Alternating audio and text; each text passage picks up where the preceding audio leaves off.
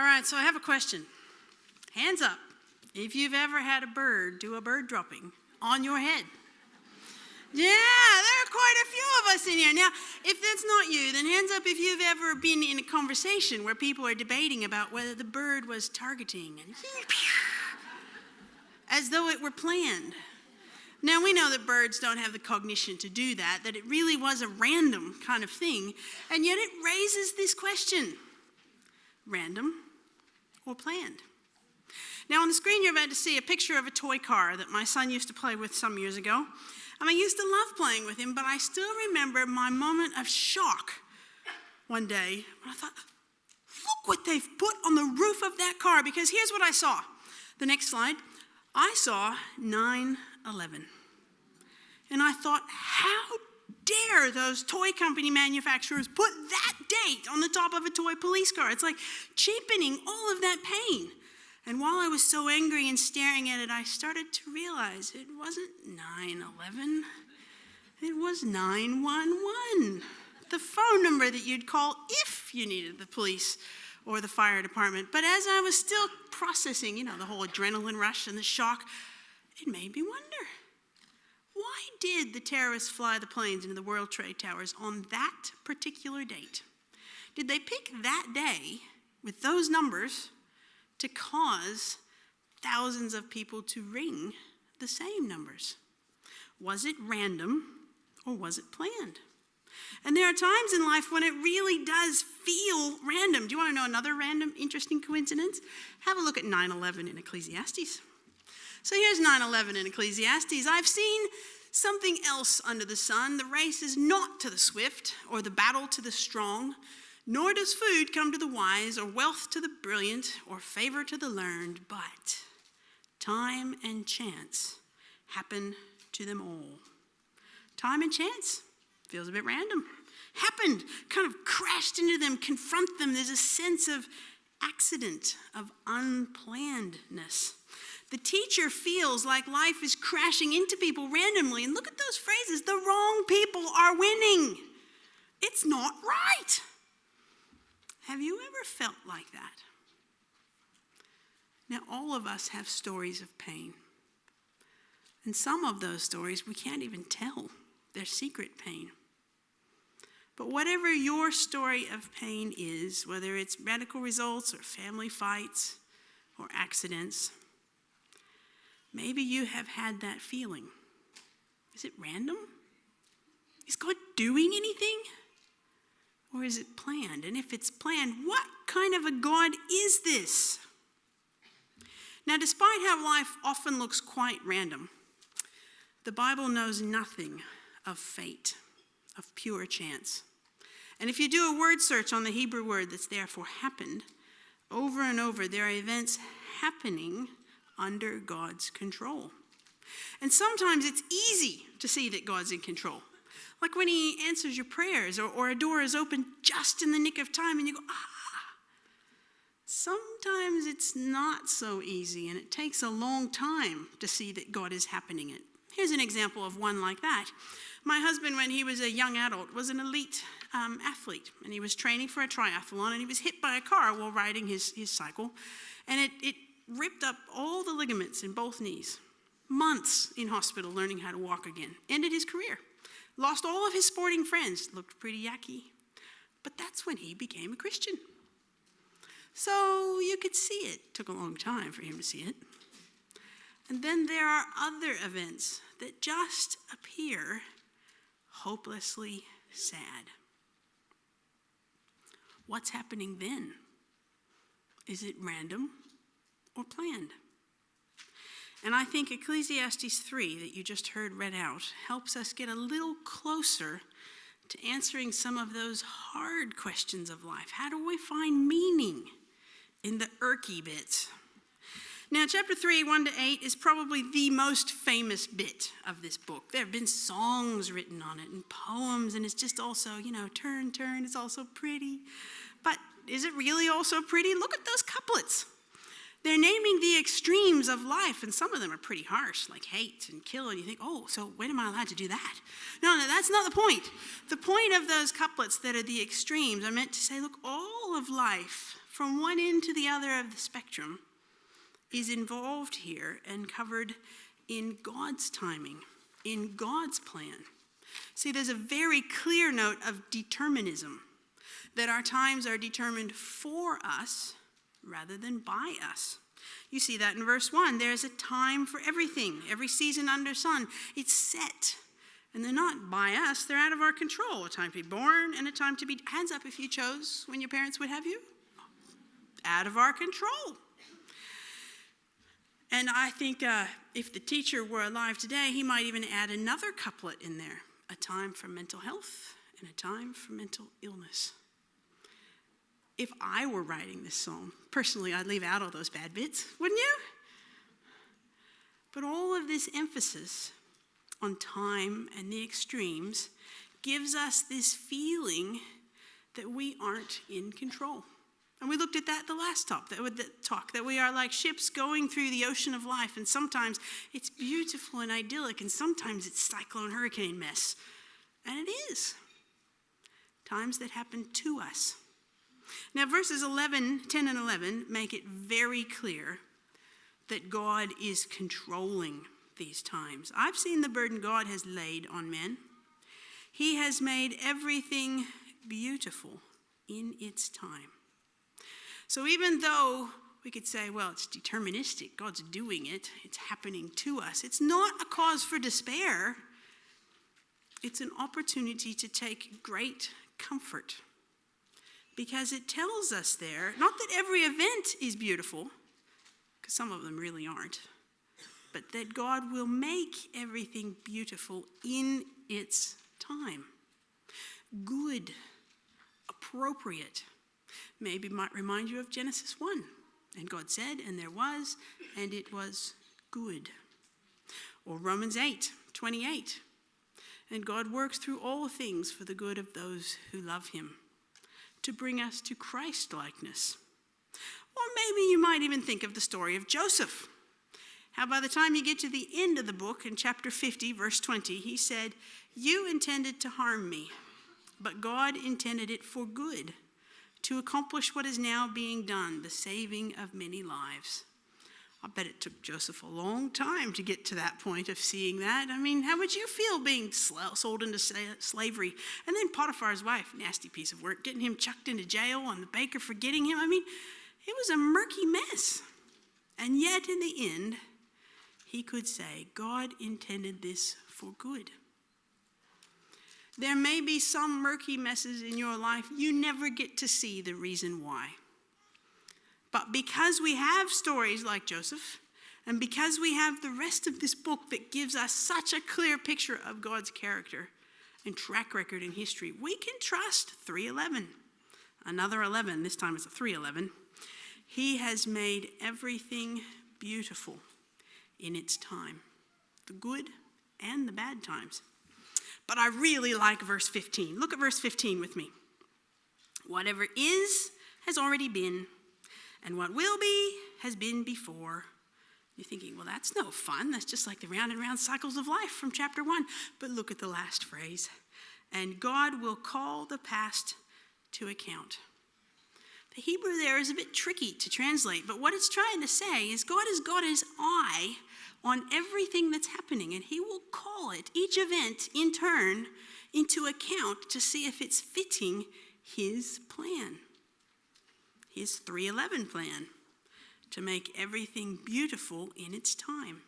And that's the power of verse 15. It's kind of cool. All those endless cycles, trying to keep the dust, trying to keep the dishes clean. Have you ever noticed how they just keep coming back dirty?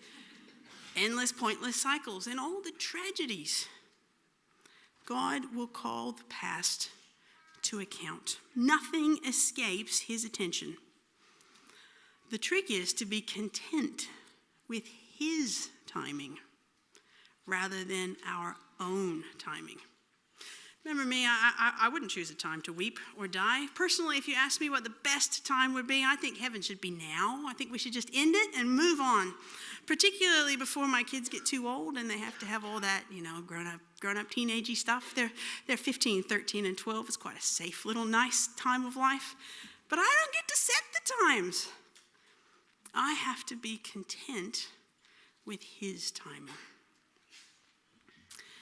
And the key to doing that through the book of Ecclesiastes is to have a big enough picture of who God is and to be able to accept our limitations as humans.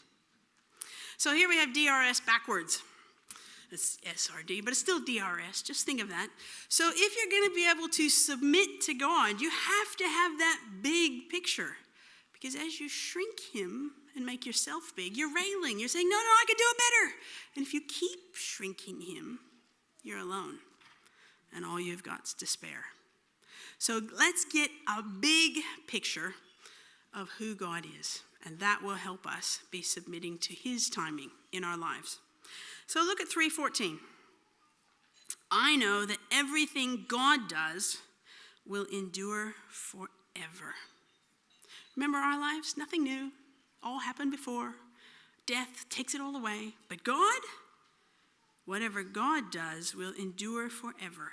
Nothing can be added to it or taken from it. And God does this so that men will revere him. Have a big enough picture of who he is that they go, whoa, yes, I'll submit to that. He's the answer to our insecurities. We can't control, but he does. And look at chapter 5, verse 2. Do not be quick with your mouth. Do not be hasty in your heart to utter anything before God. God is in heaven, and you are on earth. So let your words be few. God is in heaven, and you are on earth. He is so much bigger than we are. And this little verse is in the middle of a passage. It starts in chapter 5 about how we should approach God in worship. Look at how we should come. Guard your steps. Think carefully when you go to the house of God. Go near to listen rather than offer the sacrifice of fools who don't know what they do wrong. Listening, considered approach, and silence. Few words. Now, silence is a bit tricky for a lot of us because most of us don't think of listening and quiet. We think of speaking and doing and telling. And our world is so full of noise. There is noise everywhere. Speakers in everybody's little cars, even all the little teenagers, they have their own private little speaker collection that they go around with. Noise, incessant noise. And even our churches have a lot of noise. It's good noise. But there's a lot of noise out there. And sometimes you could be forgiven for kind of wishing you could put on a pair of earmuffs and just kind of block it all out. Or maybe even industrial earmuffs like I wear when I'm working with wood. Silence. We need to work for silence because silence leaves room for reflection, for the awkward questions of life to confront us, for my finiteness, little Greta, to realize God's infiniteness, big God. Drug addicts and alcoholics numb life's pain with substance abuse. Do you know what the rest of us often numb life's pains with? Noise. Kick the habit. Make space in your life for silence. It will help you fear God. It will help you trust God as it lets you see how big he is. Now, you might have guessed that this doesn't come naturally to me. I kind of like talking. And so I have to work at silence. Because even when I can shut my lips, my brain, words everywhere, verbal diarrhea. And if I don't work to shush that noise, then I don't have space to recognize my place in this world, or even just putting down devices. How many of you are guilty of, watching a movie while talking to your husband because you're there with him while flicking? Silence. Make space. I'm all for multitasking, but we have done that to the nth degree until we aren't actually able to focus and listen. And when I don't work to listen, then I'm rushing off in my day in my own strength, listening to my own advice. And then I'm forgetting that I am on earth and God is in heaven. I've made Greta big. What about you? Will you make space for silence in your prayer life? Instead of just, blah, blah, blah, God, please, blah, blah, blah. Will you make space for silence in your Bible reading? Not just a quick flick, yep, tick, done it, but time to reflect. And now let's look at chapter 6, verse 10. Whatever exists has already been named, and what man is has been known. No man can contend with one who is stronger than he. When you invent something new and you get to take the patent out on it, you get to name it. It's yours. Naming rights. Well, we are named. God gets those naming rights. And the creation can't fight against the inventor and say, no, I wasn't really meant to be a toaster. I was really meant to be an iPod. No, it doesn't work that way. The Creator gets to determine that. How can we contend against one who is stronger than we? Yet how often do we struggle against God, trying to get a sense of control? And why are you doing it? Falling back into that railing picture in our DRS. And when I do that, I'm making big Greta, little God. And I do that every time I start to think, yeah, I'm pretty organized and efficient. I got my notes and my lists and I tick them off. And I can be a math teacher and I can be a pastor's wife and I can be a mother and I can go away to Wollongong and speak. Yeah. You know what happens every time I get all self-important like that? Usually I get sick, or my kids get sick. This last week, you get dramas in the church, dramas in the extended family. There's always something God can do to say, knock, knock, hey, you out there, Greta. Dependent. Little Greta. Big God. God made me. God saved me. God is the one determining the times of my life. And I need to get those sizes back the right way around.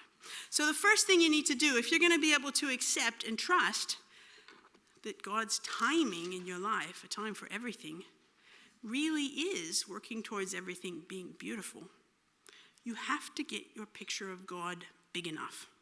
And the second thing is to accept your limitations. That's another part of being willing to submit to God. Because if you don't accept it, you're going to be railing or thinking, no point, despair. So there are three things we simply can't do, three limitations. And by now the first one should be very familiar to you. We can't get gain. God is making things beautiful, but we can't. That's what verse 9 says. What does the worker gain from his toil? And the implied answer is nothing.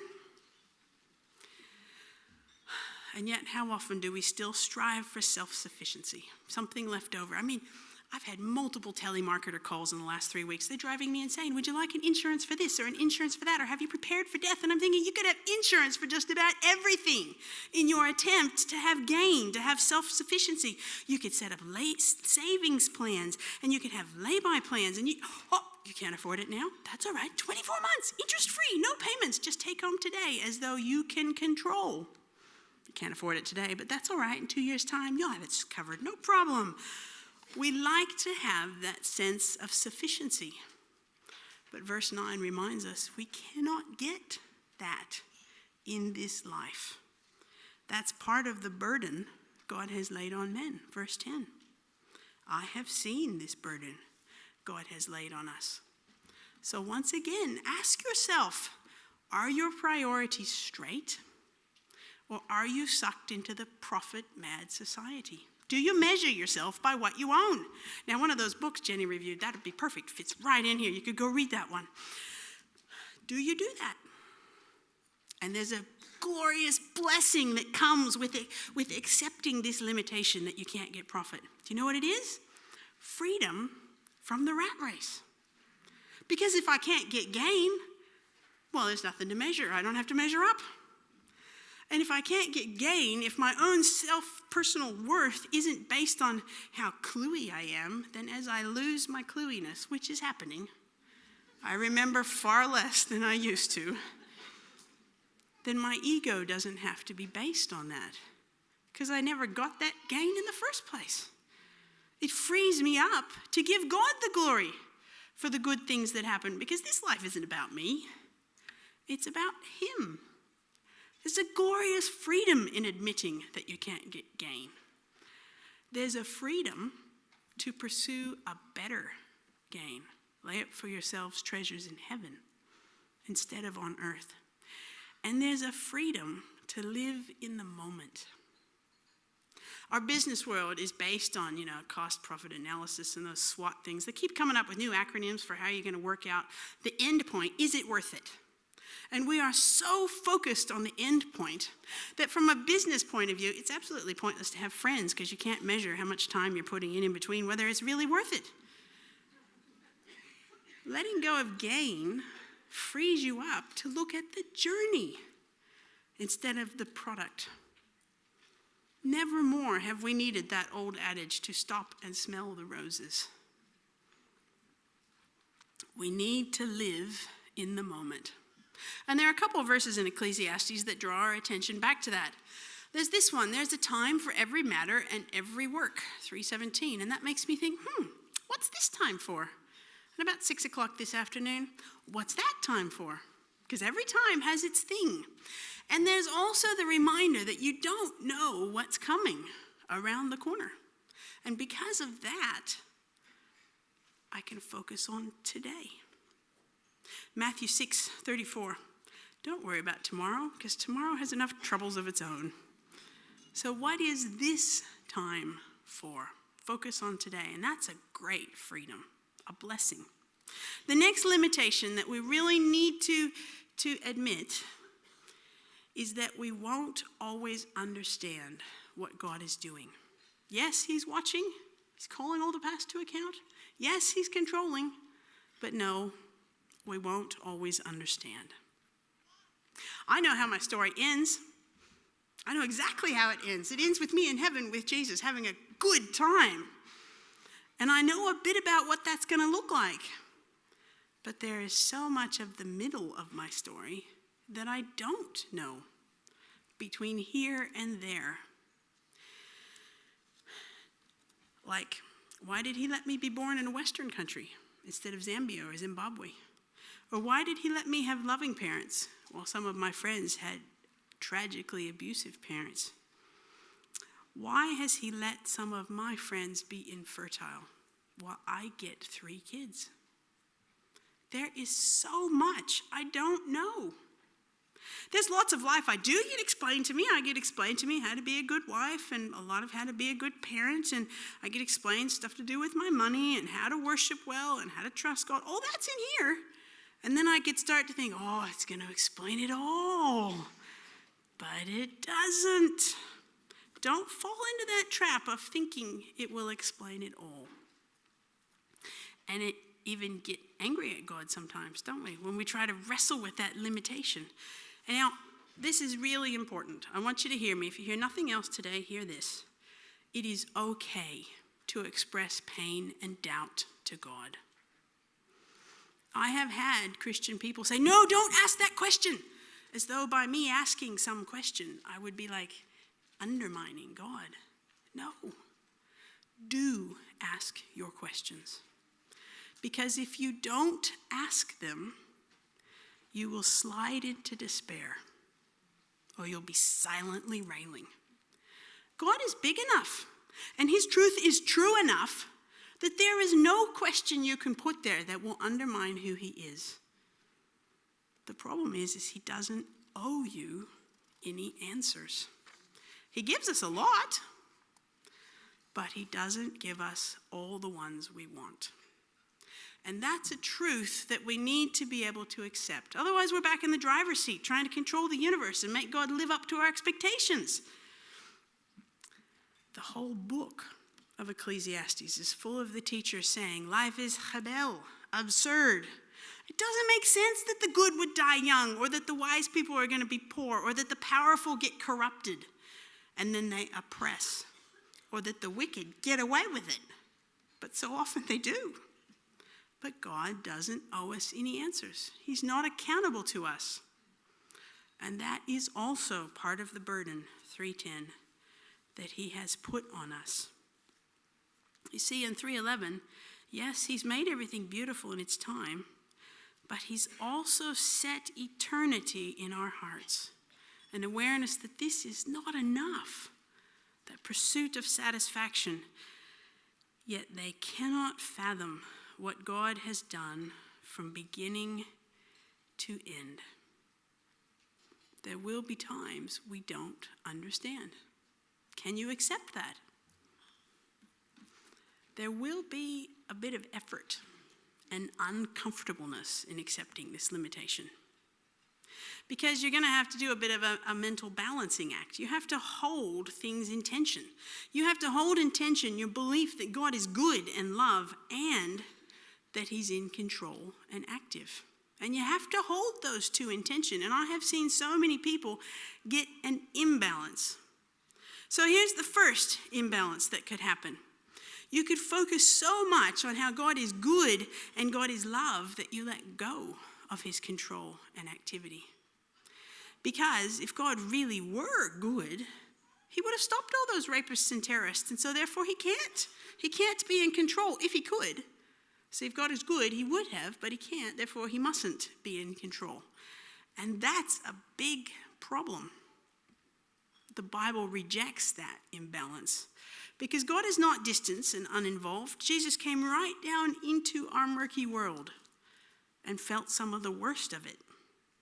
And God is still in control. We see that right through the history books. Genesis 50:20 is a really good example of that. God is both. Or maybe there's the other extreme, the other imbalanced extreme, where you focus so much on God's control and being active that you lose that he's good. After the World Trade Towers fell, that was a lot of sermons talking about that. And I remember one quite respected Bible teacher standing up talking about God's control and saying, God flew those planes into the towers. But that is not true. God is never the author of evil. He does not make the rapist rapes and the terrorist terrorize. He gives us freedom. So do not push his control so far that you make him the author of evil. The Bible fully rejects that. Even natural disasters. God can control them, and sometimes he does. But the vast majority of them that occur are because we are in that Romans 8 world, groaning and longing for a day when we will be redeemed. And it won't be fixed until the end of time. So if you're going to reject the two extremes, what are you left with? Holding them both. Only it's not very comfortable because there are so many unanswered questions. Why didn't God stop that? How could he possibly still be good? And that's why you have to accept that limitation, that it's okay to have your unanswered questions. And so the next time and chance happen to you and you're left saying, how is this one? Beautiful? How? Be willing to accept that you won't understand. And that will free you up to stop fighting God's control, to start resting in his control, to focus on the end of your story. God is the great Redeemer. And even if you can't see any joy out of it here, you know heaven is coming. Now, did you pick the blessing? It's a little bit obscure, the blessing that goes with accepting this limitation. I can keep my faith no matter what God throws and lets happen to me. There is no doubt or disaster that will unsettle it because I don't have to have all the answers. And that frees me up to weep with those who weep. There's another verse in I think it's Romans 14, weep with those who weep and rejoice with those who rejoice. We love that bit. Let's go rejoicing. Hey! But weeping? Well, it's almost like we feel this compulsive need to make everybody rejoice. But no, because I know that there are things I won't understand, I am free to sit with and weep with. To sit with the mentally ill and listen without heaping guilt about what their beliefs should have, could have, might have. To sit with and weep with. It frees me to learn from pain. That's what chapter 7 is about. Better is a house of funerals than the house of birth and parties. It frees me to learn.